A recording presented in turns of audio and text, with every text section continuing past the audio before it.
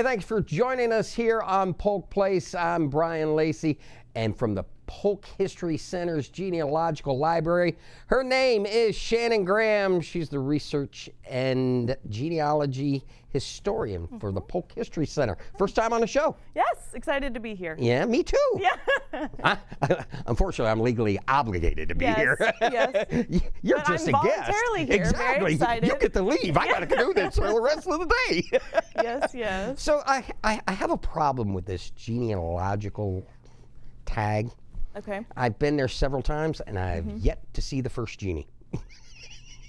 Me too. Yeah. But you know, I've only been there a couple months. You know, there's still time. There's still time.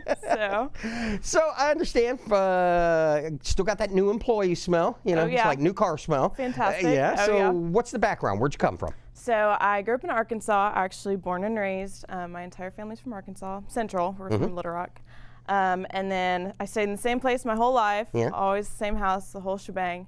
And then I decided for college I was going to go, you know, somewhere completely new. So I went to the University of Georgia. Ah. Yes, I'm going to say go Dogs at least once. At least once, if not twice, because Maybe you know, a couple times. Yeah, 'cause you know I'm an Ohio State fan, and it still hurts my heart.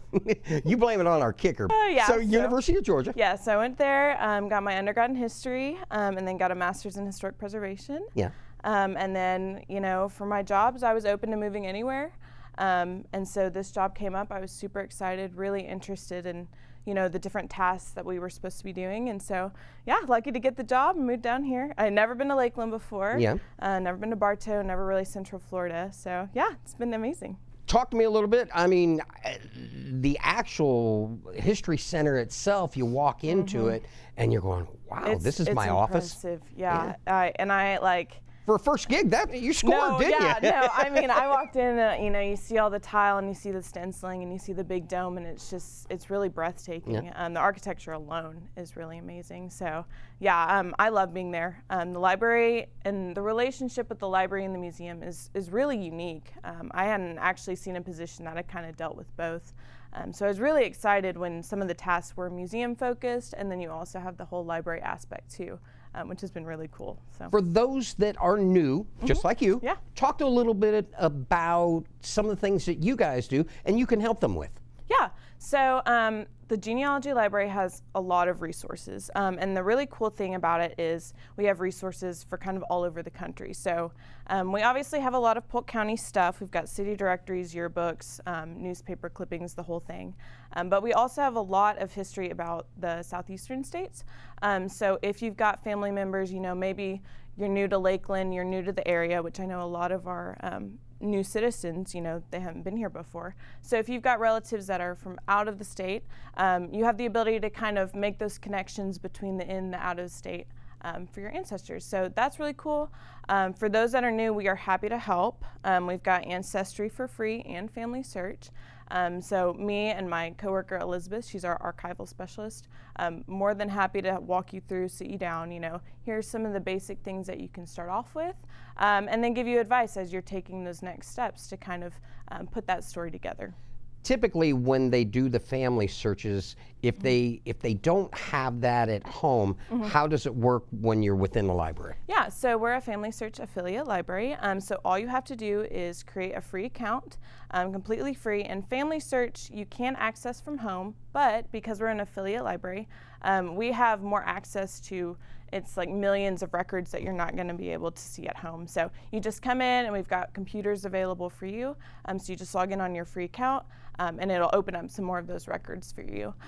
We also have Ancestry. So Ancestry you can't access for free at home.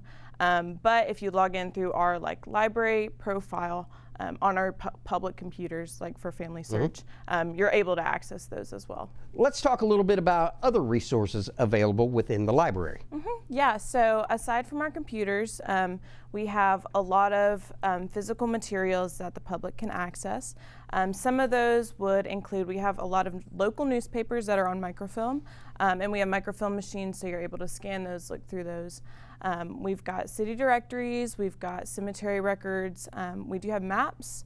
A majority of our map collection is currently being digitized, and so we're going to have those back with us soon, so you'll be able to access those as well. So we've got a lot of things. We have also got some subject files which talk about, individual subjects like phosphate or, cattle towns or things like that. So if you're looking for more themes, those are really helpful.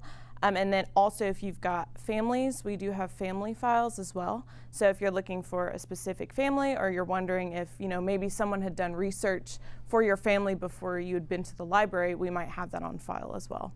One of the things that during COVID that you guys really, this was prior to you getting here, Right. was your speaker series. Yes. And in the past, they had always brought speakers in, but then with the advancement of technology, suddenly you're able to get speakers Yes.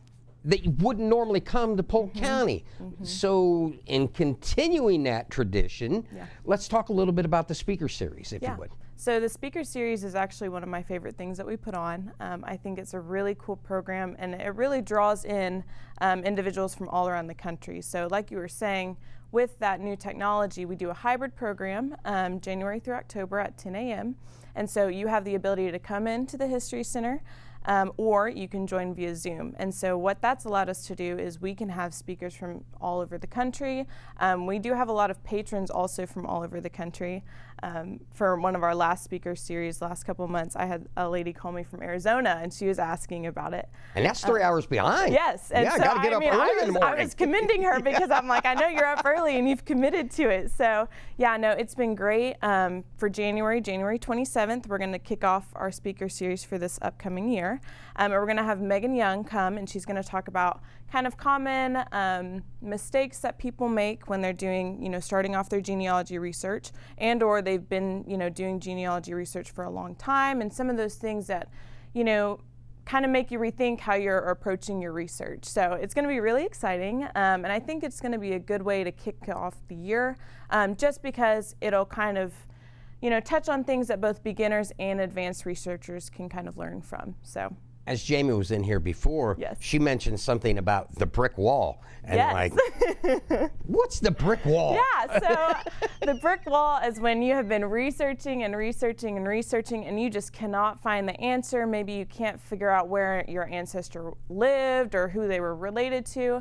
And so when you hit a brick wall, you really kind of have to take a step back and kind of consult the people around you to, to kind of approach it differently and think differently. I know we have a lot of people that come in and they're experiencing kind of these brick walls. How do I approach this? I've been looking at this same problem sometimes for years. People have been looking at stuff for years.